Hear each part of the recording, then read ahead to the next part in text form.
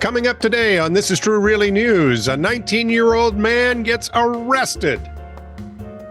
Please like, subscribe, and follow This Is True Really News so that you can get the latest on all arrested 19-year-olds. All of them? Well, as many as we can dig up. Ooh, that sounds like really, that seems dark. Seems very dark. And we're back to that. Are you okay? Is everything... Stop badgering me. Now, if you find a story you think we would like or that you would just like for us to see, please feel free to send it to TITR@netradio.network. We will get it, and we will decide whether or not it is funny. We are the arbiters of funniness. Yep. Which is why we're actually certified, which should scare you. Well, is it certified or certifiable? It is. Okay, I thought it might be. This is True Really News with Scott Combs and Tony Vercanis. All the news you're about to hear is true. Really? As far as you know. Well, us and the people at Network TV, they also decide what's funny. And I'm not sure they're very good at it either. Yeah. Strange inventions to Okay. enjoy, if you must. I must. This is pretty much self-explanatory. There is something out there called the selfie toaster from Burnt Impressions. Yes, it allows a toaster user, not, there we go. Just a machine. And does it smile when you take Unless it laughs at one of your jokes and you just want to get, yeah. Where was I? Allows users to make toast charred with their own selfies. Wouldn't you think of that for breakfast with a couple eggs, a little bacon, some coffee, and toast with your mush on it? I don't know how it's going to fit. How about the nose stylus? Yeah. Have you ever used the tip of your nose to touch the screen of your phone to make a selection because your hands were full? No. Well, no, because you'd press 3 apps right away. Well, I see. That's just it. I start stuff on somebody else's phone. Anyhow, Dominic Wilcox says it'll be easier than ever to multitask with the nose stylus. It's just something you actually basically wear. And you don't need it. He clearly didn't care how that might look, or maybe he just likes the Clockwork Orange. There we go. You may have to Google that. Yeah. Because basically what you're doing is wearing a beak. Mm-hmm. Which, you go back to a certain time, you don't want to be the guy wearing, well, you want to be the guy wearing the beak because you're still alive to take care of those that are dead. Yep. Lucky you. And if you do it right, get one for your wife, and then you could be henpecked. Mass shaving machine. When walrus mustaches and beards declined in the 19th century, it was acceptable and expected for men to be clean shaven. However, before that, not so much. Right. So to stop the barbers who could only serve one customer at a time, or maybe to help them, a clean shave and a shoe shine became common, and therefore the lines became long. Mm-hmm. Mm-hmm. Mm-hmm. So the group shaving machine was invented. It sat several men at a time and shaved them. Not this one, it didn't. Oh, hang on. My first thought was, how many throats were slit in the making of this? Exactly. The first part of the device. Can you imagine the new Warner Brothers Barber of Seville send up with that? Hey, and why did HBO remove that? Who knows? Doesn't make any sense. They had my favorite, the ride of the Valkyrie? Ride of the Valkyries, yep. This is how I learned about, this is by some knowledge of all operas from Warner Brothers. And Bugs Bunny. Right. And you've taken them away now, and I hope you're happy. Yes. What was the one where who's the conductor? Something, and they all whisper his name as he walks, and it's really just Bugs with his ears pulled back. Yes. Oh, yeah. I love that one. Anyway, first part of the machine applies the shaving foam, and the large blade was used to trim your facial hair. All the men in line all at once. In theory, the device could shave 12 men at once. Key operating words there were in theory. Yeah. The limitations of the invention didn't make it practical as one had hoped. It could not contour to a face. resulting in uneven results at best and at worst. Wait. They Cuts and tested abrasions this. They tested this on people. I'm guessing. Who volunteered? Idiots. God. You got to remember, though, even bad ideas, somebody's going to think, hey, that would be cool. Hey, that's a good idea. Yeah, that's true. The ostrich pillow is another fine invention.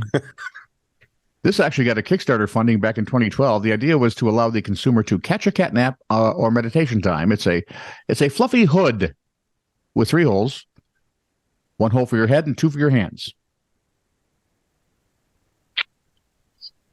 I guess it was promoted as a way to take time out from the noise of the world.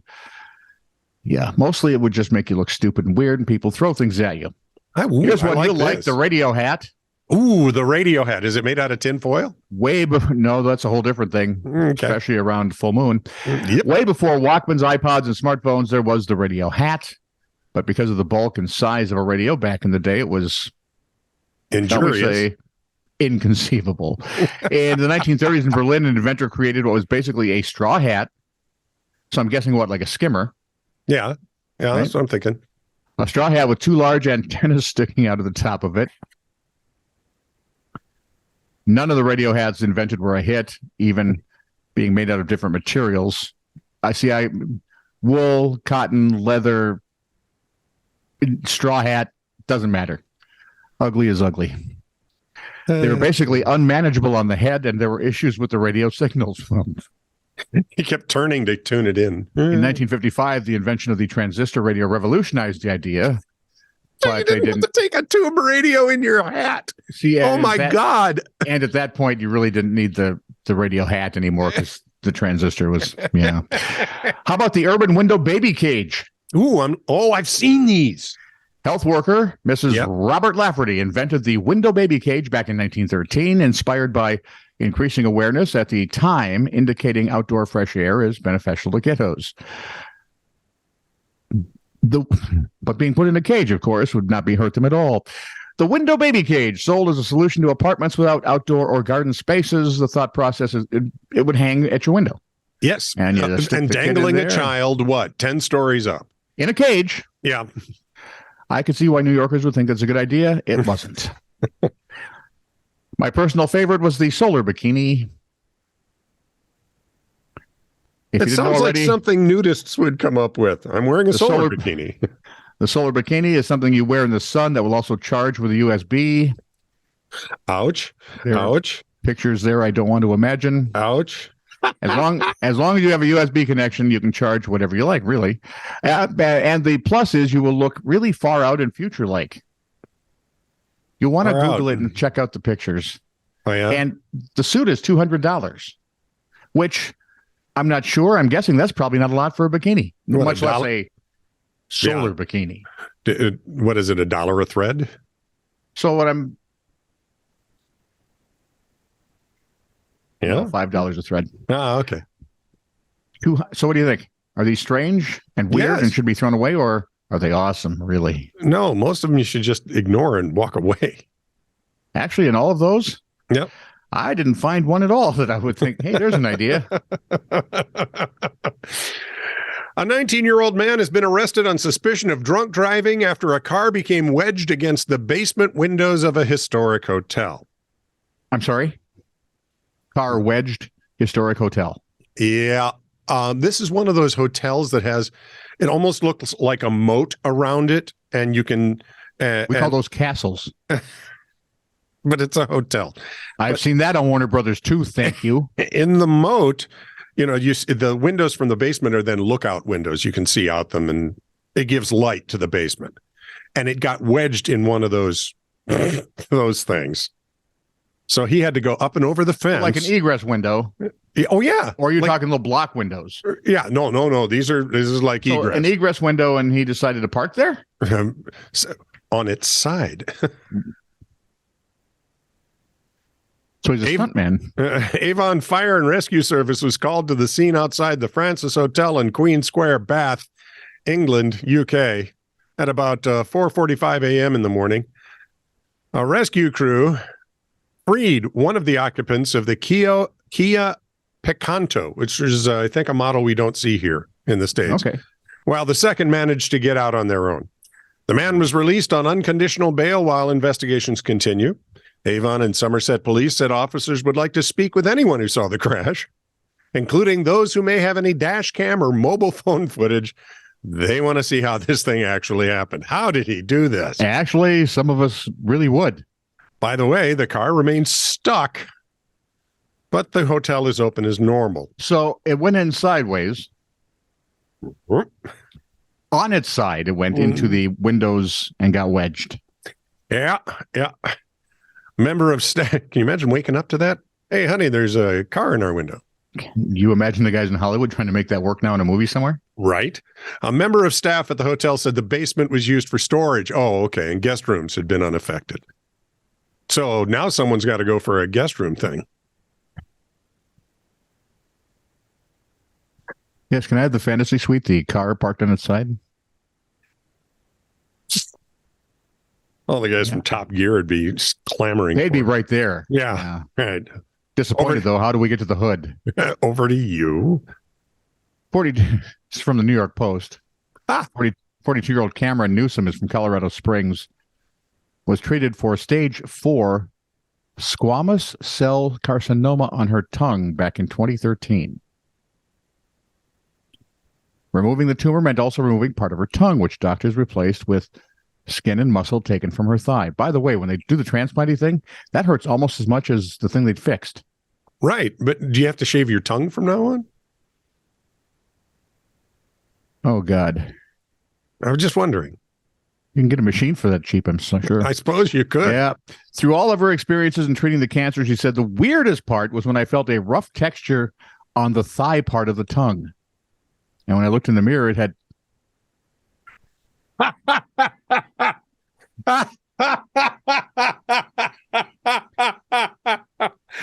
Military's taste awful, I'll bet. It had started growing leg hair, yep. Newsom had to learn to speak again. There's a hair in my soup. No, there wasn't. Still finds eating a challenge, but she is back to being a gymnastics coach, fuzzy tongue and all. Sounds like it should be a drink of some sort. It's you know, as if women don't have enough to worry about when they're going out with the guy, right? And it's like, oh, now I got to make sure I shave my tongue. Yeah, just in case. You never know. There could be talking involved. So this guy's an emergency doctor in a Midwestern state. Patient transferred from some rural nowhere to our tertiary care facility. We're a big hospital with every kind of specialist. The transferring physician described a 21-year-old male who had a rapid heart rate and breathing rate, low blood pressure, low oxygen, confusion, and a severe opacification on his chest X-ray on the right side. Opacification. No, opacification. Opacification, I guess. Anyway, he was initially diagnosed with pneumonia, and they gave him a ton of fluids, started antibiotics, and put him on a ventilator, but he wasn't getting better. So they sent him to us. We said, sure, send him away. An hour later, he arrived looking young, fit, and not the type to just drop from pneumonia. We rolled him onto our stretcher, and our jaws hit the floor. Oh, no. There was a huge open wound in his back. The X-ray found his entire right chest full of blood. He's working on one lung. We put a tube in it, gave him back some blood. He had to go to surgery to fix the bleeding. The lesson here is actually look at your patient.